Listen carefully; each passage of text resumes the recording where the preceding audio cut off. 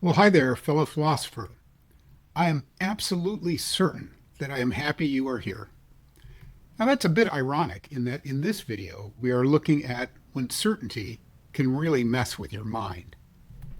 This is the second video in a five-part It's Not the Problem You Think series.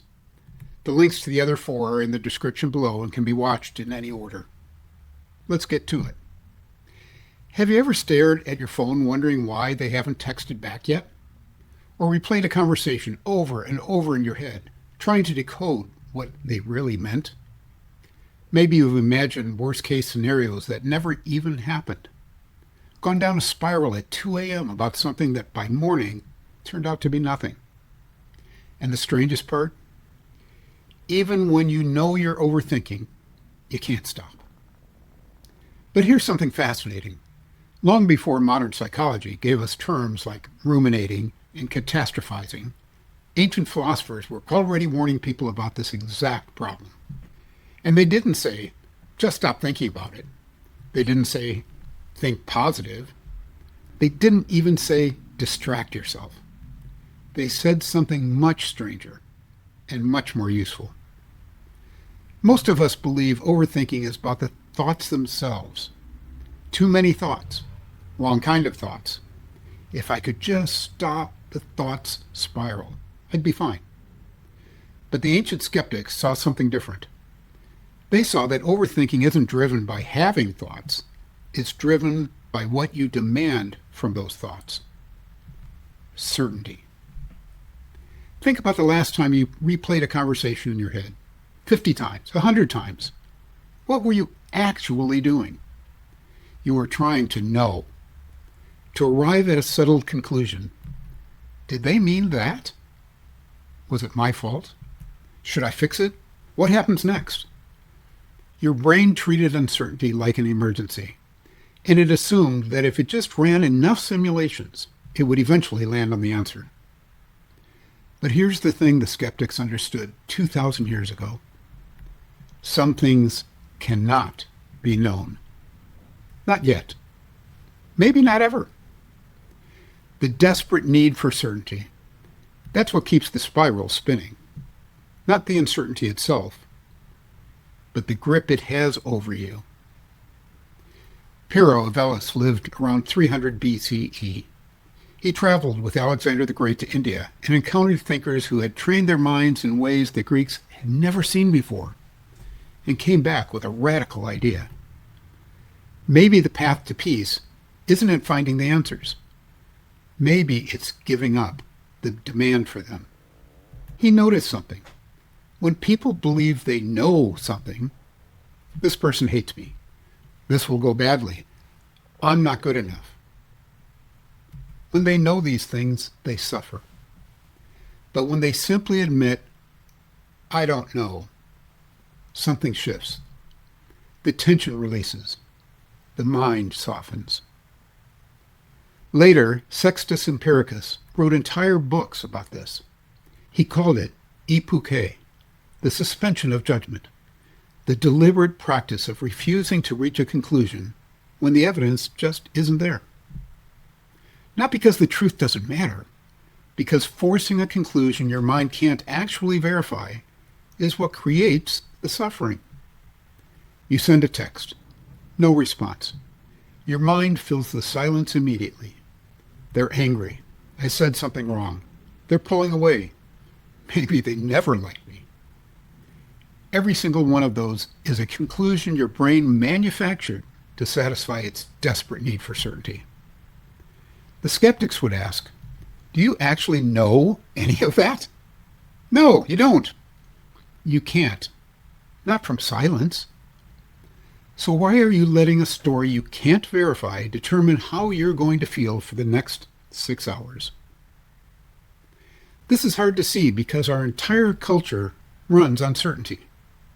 We're rewarded for having opinions, for being decisive, for knowing.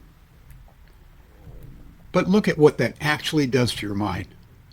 Someone disagrees with you online. Your chest tightens. You need to respond. You need to set the record straight.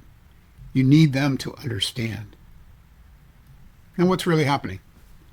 You're grasping for a settled reality where you're right and they see it. Certainty. You're making a decision, a job change, a relationship move, a financial choice, and you're paralyzed. You research endlessly. You ask everyone. You make pros and cons lists. What are you really doing? You're trying to eliminate uncertainty before you act.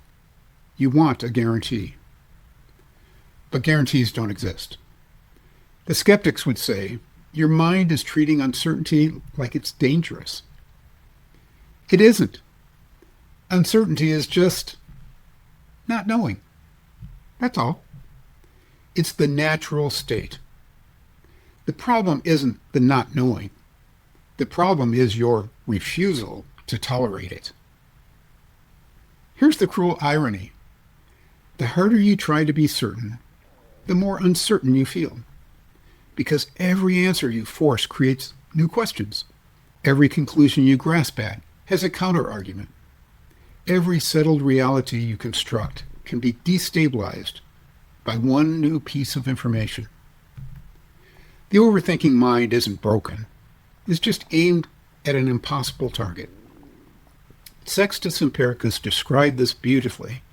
He said the skeptic is like a painter who, frustrated that he can't capture the foam on the horse's mouth, throws a sponge at the canvas and accidentally gets the effect he wanted.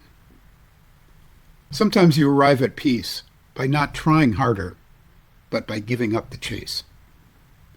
Now let me be clear. This isn't about not caring. It's not about apathy. The skeptics didn't stop living their lives. They stopped demanding that life make sense before they could be okay. There's a difference between, I don't care what happens, and I can be okay even when I don't know what happens. One leads to numbness. The other leads to freedom. Now, let's do a little experiment. After all, philosophy is just a bunch of words if you don't put it into practical use. I want you to think about one thing that you've been overthinking. Something specific. A conversation you keep replaying. A decision you can't make. A situation where you're desperate to know what's really going on. Go ahead and pause the video if you need some time. Maybe choose a small one to start. And take your time because I'm going to take a little 10-second coffee break while you think about it.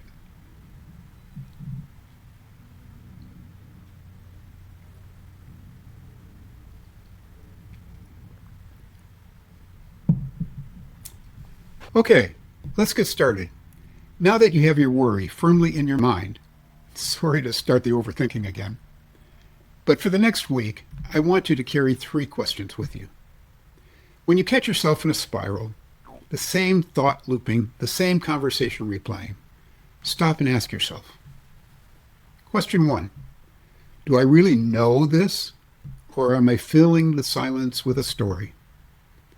Most of what you're anxious about isn't fact. It's narrative. Your brain wrote it. Your brain can let go. Question 2. Could the opposite be true? Not is the opposite true, but could it be? Just one other possibility. They haven't texted back because they're angry. Or they haven't texted back because they're overwhelmed or driving or asleep or dealing with their own chaos. The moment you admit even one alternative, the grip loosens. Question 3. Can I be okay without knowing? This is the hard one. Can your peace exist alongside uncertainty? Or have you made peace dependent upon answers you may never get? You don't need all 3 questions every time, just one. The goal isn't to eliminate overthinking. That's not how the human mind works. The goal is to shorten the gap. The gap between the trigger and when you catch yourself. Between when the spiraling starts and you step back. Here's what I'd like you to take away from this. The ancient skeptics weren't calm because their lives were simple. Pyrrho lived through wars and political collapse. Sextus practiced medicine during plagues. They had every reason to be anxious. They were calm because they trained themselves differently. They train themselves to see that peace isn't the absence of questions. It's the ability to sit with questions without needing immediate answers. Your mind is going to generate thoughts. That's what minds do. Some of them will be scary. Some will be uncertain. Some will demand resolution. But you don't have to resolve them at all. You just have to stop requiring resolution before you can breathe. Today we looked at the skeptics, but the Stoics had their version of this. The Epicureans had theirs, and the Taoists had theirs. 4 different cultures separated by oceans and centuries, all arriving at the same insight. Your suffering isn't from what you don't know. It's from your refusal to be okay without knowing. And that's something you can practice right now, today, with the very next thought that tries to pull you under. Now, philosophy thrives in conversation and argument. Please add your comments below. Tell me, what's one thing you've been overthinking lately? And what happened when you tried just not knowing?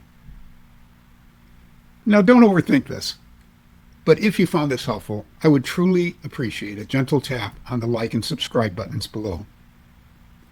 And remember, in all things and at all times, be a philosopher. Catch you later.